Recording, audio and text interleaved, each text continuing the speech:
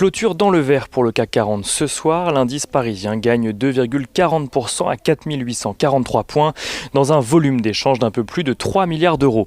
L'indice parisien a finalement repris des couleurs pour cette première séance de la semaine, même si les volumes d'échange limités laissent croire que le rebond pourrait être en partie technique. Il n'en reste pas moins que les clôtures des marchés américains ce vendredi dans le vert et l'ouverture aujourd'hui dans le vert également ont donné au marché français l'impulsion qu'il lui fallait. Une impulsion qui vient donc essentiellement des techs américaines. Les investisseurs parisiens n'ont que peu réagi au dernier rebondissement de la campagne présidentielle. Les investisseurs à Wall Street n'ont pas plus réagi, alors que Donald Trump et Joe Biden doivent débattre pour la première fois demain à la télévision. Le New York Times dévoile dans le même temps que Donald Trump n'aura payé que $750 d'impôts en 2016, l'année de son élection. Il en aurait payé autant en 2017, mais surtout il n'aurait pas payé d'impôts du tout durant 10 des 15 dernières années. Des économies d'impôts permises pour le milliardaire en déclarant plus de pertes que de gains en ce qui concerne ses nombreuses sociétés. Si l'enquête du New York Times ne pointe pas d'illégalité en la matière, cela vient écorner un peu plus l'image d'entrepreneur à succès tant affectionné par Donald Trump. Donald Trump qui a tout de suite réagi en accusant le journal de fake news. Le New York Times promet lui de son côté d'autres révélations dans les prochains jours. Côté valeurs, le rebond du CAC 40 profite à l'ensemble ou presque des valeurs ce soir. Les plus fortes hausses étant signées ArcelorMittal, plus 10,92% ou Renault, plus 7,12%.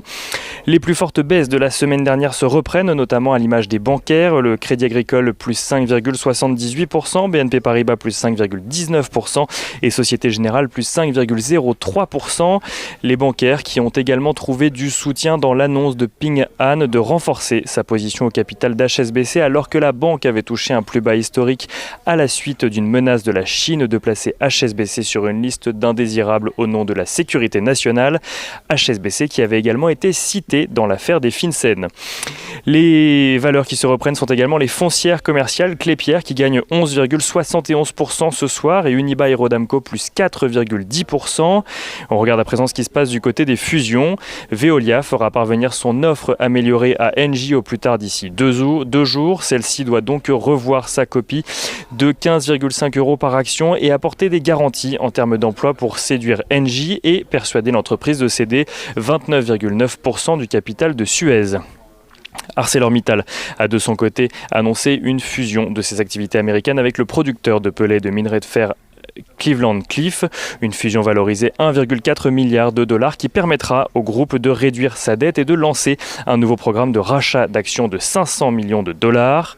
Et la plus forte hausse sur le marché parisien était cependant signée ce soir Genfit qui gagne près de 31% à Paris. La biotech a annoncé signer un accord exclusif avec LabCorp d'une durée de 5 ans, un accord qui permettra à l'américain LabCorp de commercialiser un test diagnostic moléculaire sanguin pour la NASH basé sur une technologie développée par Genfit, un test qui sera commercialisé donc aux États-Unis et au Canada.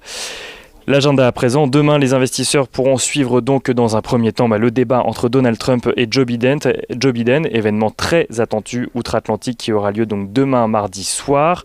Côté statistique aux États-Unis sont attendus le déficit commercial du mois d'août ou encore la confiance des consommateurs en septembre. En Europe, la confiance des ménages français ou encore le climat des affaires en zone euro seront à l'honneur. Et côté entreprise, Auréa, Volantis ou Egide publieront leurs résultats semestriels.